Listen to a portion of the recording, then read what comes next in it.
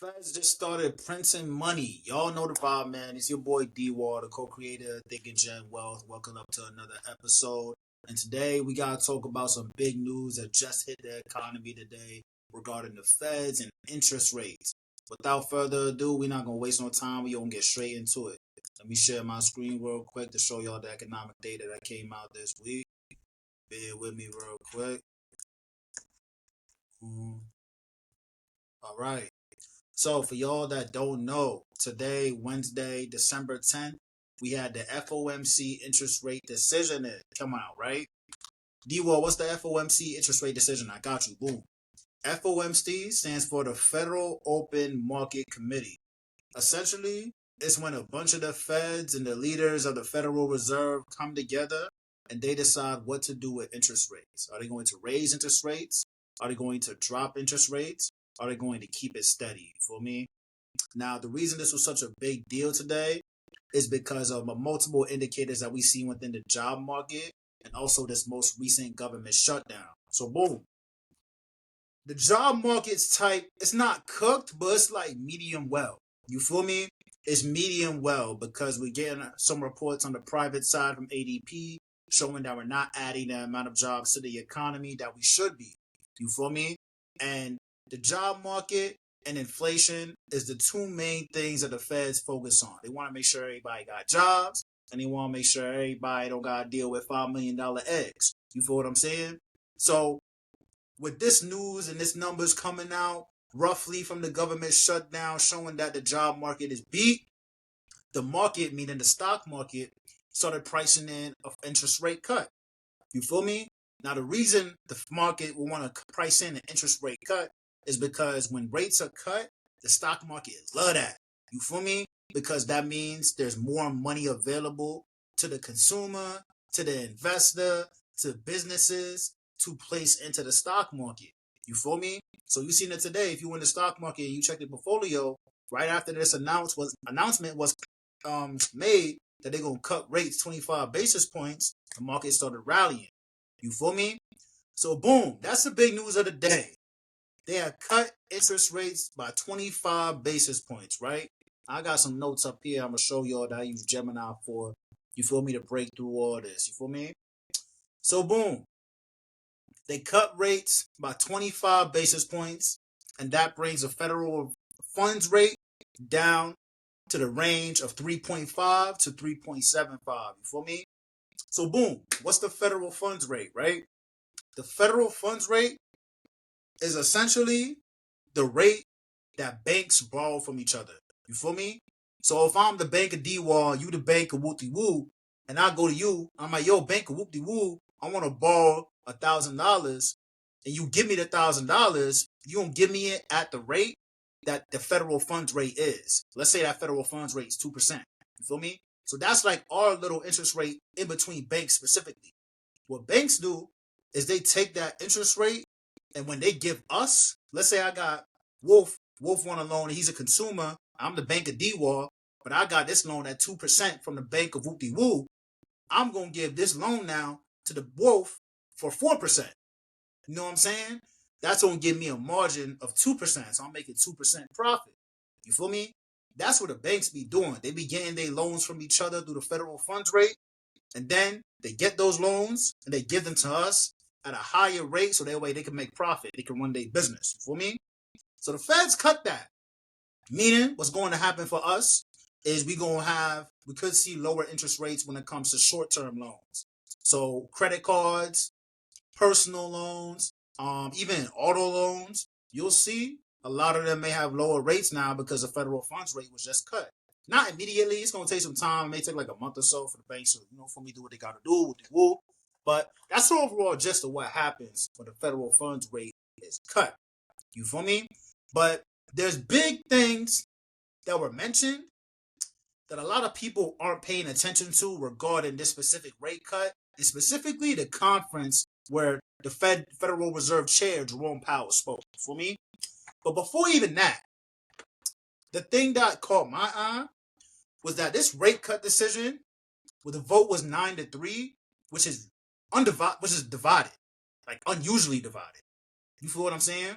So it says here, There were 2 members who voted against the cut because they're worried about inflation, and 1 member wanted a big cut, 50 basis points. You feel me? Now, here's my concern with that, what I think. The fact that 2 members were concerned about inflation, even though inflation has shown consistently that it's not really being affected the way it thought it would have been affected when it comes to the tariffs and all that, at least so far, is a little bit concerning. Because, you got to take the data that you have and go with it. You can't just expect, and not have the expect happen, and now the job market's good. You feel what I'm saying? So that's a little concerning. The other part that's concerning is the person who probably wanted a bigger cut, I'm assuming we'll find out when the minutes are released, is Kevin Hassett, right? Now, if y'all don't know Kevin Hassett, this guy is pretty much Trump's right-hand man who he wants to be the next Federal Reserve chair. You feel me? And look, it's historically, the president has always picked the Federal Reserve chair. That's always been a thing. So it's not just a Trump thing, right? My thing is, I think he's wilding. I ain't gonna lie. I think he's wilding. Like, yes, I am an investor, so I would love to see rates get cut, so that way my portfolio can be green. I would love that, right? But I also know that as a Federal Reserve chair, you have to be cautious when it comes to these rate cuts. You feel me? And, Jerome gets a lot of slack. Jerome gets beat up a lot because they call him too late Jerome, this, that, or third. But we all remember that he got us in a soft landing coming out of COVID. You feel me? When we was at 9% inflation, this, that, and the third. You know what I'm saying? So I got a lot of respect for Jerome because he keeps it business as business. You feel me? He looks at the data, he looks at the numbers, he makes his decision from there. You feel me? This guy, Kevin Hassett, and I could be totally wrong, but I feel like his agenda is a lot more to just follow what Trump's needs are rather than what the data is telling you. You feel me? Now, am I saying I don't think we need a big cut? No, I'm not saying that. I think a big cut could come down the line. But I would much rather it be Jerome's way, where we looking at the data, analyzing the inflation report, analyzing the ADP, and the updated job report we're going to get from the government, hopefully next year, because they want to shut down and all that. For me, I would rather take it slow and steady and cut the rates accordingly to that, and make the numbers, make the decision. You feel me? This dude, I feel like he's wilding, man. I think that could cause some problems in the future. But I digress. But that's one thing I wanted to look into with y'all, is keep an eye on that guy. Okay, if he do win, we're going to get cut. And we're going to be green. But the market is only going to be green to a point where if we start getting cuts, and inflation really does start ticking up, eventually it's going to be a point in the market where like, whoa, we're back to 3%. We're back to like 3.5% inflation. What's going on? I love my rate cuts. Our portfolio is green, but like, what about inflation? Eggs is $40. What's going on? There's always a point in time when the market does that. You feel what I'm saying? So I digress. That's just my little 2 cents on that. I ain't political or none of that. I'm just talking for what I'm seeing. You feel me? Wow, right? Now, the biggest thing that was spoken on was during the Fed, Jerome Powell's press conference, right? Now, Jerome said a lot of things, right? He said there was data for it. You feel me? He said there wasn't a lot of recent economic data from the government specifically regarding, the economy, inflation, job reports because of the government shutdown. So they were flying kind of blind. You feel what I'm saying? They were flying kind of blind for this rate cut. That's why I was only at 25 bips, right? He signaled that any future rate cut is not guaranteed, and he always does that. Jerome is we're going to look at the data, see what happens from there every single time. He's never going to guarantee anything in the future, right? He signaled that only maybe one rate cut in 2026. You feel me? But we shall see on that. Like I said, there's going to be a new Fed chair coming in. We'll see how it goes for that. You feel me? He was asked about his legacy. I don't give a damn about his legacy. He was asked about tariffs. Tariffs don't really got much to do with the market right now. But the big thing he brought up is they're going to start buying Treasury T-bills. Short-term T-bills to be exact. D-War, what the hell's a T-bill? I got you, right? Bow. A T-bill is a type of bond offered through the government, right? So the government got multiple types of bonds. And bonds is essentially loans. The bonds is the government saying, yo, bro, give me $5, I'll pay you back 10 in 3 years. That's pretty much what the government's doing with these bonds. You feel me? And they got multiple versions of it. They got T-bills, they got the 10-year bond, 30-year bonds, this, that, and the third, right? but each of them are set for a time frame, right? So the T-bill specifically, so let's say I give you $5 and you buy one of my T-bills, and let's say it's a 1 year T-bill. That means I bet you gave me $5, I got to pay you back $10 in 1 year. See what I'm saying? Or let's say it's 30 years. Let's say you buy my 30-year bond. All right, boom. You bought my 30-year bond. Good looking, bro. I bet. You spent 10. I bet. I'm going to give you 30 in 30 years. You see what I'm saying? That's essentially how the bond system works, right? Now, with the T-bills, they short-term, bro. So we talking like less than a year. You see what I'm saying? So that means, all right, boom. You buy my T-bill. I bet. You gave me 5 for it. I bet. I'm going to give you 10 in 6 months. You get me? So boom, right? The reason this is a big deal is because this essentially kicks off a thing called quantitative easing or silent quantitative easing, right? Because quantitative easing, to keep it simple, is when the feds buy up bonds. You feel me? Now, what does that do? When the feds buy up bonds, it puts more liquidity into the economy, meaning more money, right? So in the usual case, when it's actual quantitative easing that they're announcing, the feds will buy up our long-term bonds, meaning our 10-year and our 30-year. Now, what this would do is this would lower the yield rates for those specific bonds. So let's say they bought up mad at a 10-year bond and it was at 5%, it might drop down to 3%. You feel me? Now, when this happens, this essentially is called money printing because it makes money cheaper to borrow. Because those yield rates with the bonds are specifically tied to long-term rates like mortgages. You feel me? So that's why you'll see a lot of real estate people, they're not looking at the Fed fund rates. They're looking at the 10-year bond because they know when the 10-year bond yield drops, that means mortgage rates is going to drop. You feel me?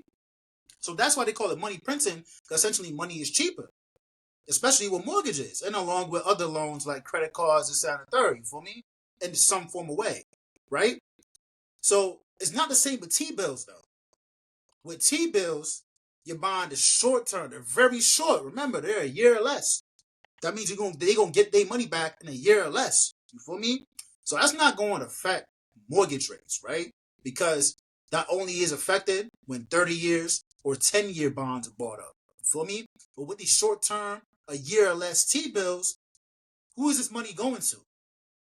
It's going to the banks. It's going to the big dogs. It's going to the cities, JP Morgans, Wells Fargo's, Bank of America, all the big honcho banks that pretty much run the debt of the world. They're the biggest customers of the T-bills. You feel me? Because check me out. The government and these banks got a little woody-woo going on the side. You see what I'm saying? So boom, they gonna get in their little huddle. Government, the coach, right? The government like, yo, listen, y'all my star players, you heard? I need y'all, when I have these auctions on the block, I need y'all to come to these auctions and be my star players. I need y'all to put that bread up and buy these bills, right? I need y'all to be the number one customers. I'm the coach. I need y'all to play your positions. And the City Morgan, the Bank of America, the Wells Fargo, they're like, okay, yes, coach. Yes, coach. When you have these auctions, we got a deal. We're going to buy up these T-bills for you, right? Boom. Now they do that for things like this. So now in times like this, where the feds announce, yo, we're going to buy some stuff. Now the government, the coach, going to go back to the star players. I bet, yo, y'all remember when y'all bought these bills? I told y'all I got y'all, right? I bet, yo. For me, let me get those back. Let me get those back. Yeah, coach, you got you. Here.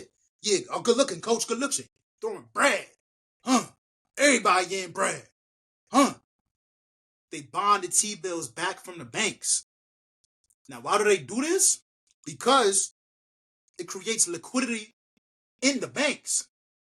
And now the banks got way more cash that's sitting on the sidelines. And what does banks do with cash on the sidelines? You get a loan. You get a loan. You get a loan. Get this money off my bucks. You get me? So boom. That's why people is excited. Because it's stealth quantitative easing, they call it. They not throwing money into the bond market and lowering rates themselves. But hey, these banks gonna have more bread. they got to give out this bread to make money. So that's what they're going to do.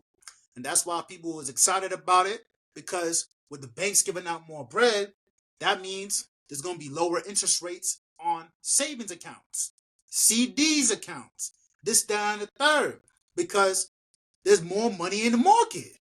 Now, with lower rates on those accounts, the people who's investing into those accounts going to be like, damn, my shit went from 5% to 3%. I'm going to the stock market. I'm about to put this in the spot. Boom. More liquidity in the market. You see what I'm saying? Also, the banks are loaning out the money themselves through like personal loans, auto loans, this, that, and the third. But people take loans for investing as well. Overall, money is cheaper to get. People going to have more money to invest. And the people that's been on the sidelines saying, keeping their money up in those big, big accounts like the CDs, the high yield savings accounts, the goddamn money market accounts, they going to see, damn, they buying up these T-bills, they lowering rates. Damn, let me take this money out. I got to go find some money elsewhere because this ain't even worth it no more. And that's why the market's going. Bow. They seeing, oh, it's lit. Money's cheaper. They buying T-bills. Money about it. Yo, it's lit. I'm about to go buy some stocks. I'm about to go buy NVIDIA. You get me? That's what happened today, y'all. That's the real big news. And don't get me wrong, this been news. Remember in the last FOMC meeting, they announced it was going to stop quantitative tightening on December 1st, meaning they were going to stop selling their bonds, right? This is the first step of quantitative easing, though. Stealth quantitative easing. So this is big news, y'all. Big, big, big, big news. Now, D-War, what do I do with this? You stick to the plan. Here's 3 things you could do with this right now, right? First of all, if you don't have everything together for your budget, you get your budget in order, and you use the 50-30-20 rule to do this. That means 50% of your money goes to your wants, 30% of your money goes towards investing, 20% of your money goes towards your need. Wait, I'm fried. 50% of your money goes towards your needs, 30% of your money goes towards your investing, 20% of your money goes towards your wants. You feel me? That's the first thing. Numero uno. You set that up and you build up a savings account of at least 3 to 6 months, right? Boom. Second, you automate your investments into strong companies that have earnings, meaning dollar cost averaging, right? Now, my favorite stocks to do this with is NVIDIA, Amazon, and Meta. Those are my top 3 right now. NVIDIA, Amazon, Meta. I think they're undervalued. But you also want to do ETFs such as SPY or VOO, QQQ, and I like IBIT to get a little Bitcoin exposure, right? 3 ETFs, 3 stocks, right? You automate those investments, do dollar cost averaging, $5 a day into each stock.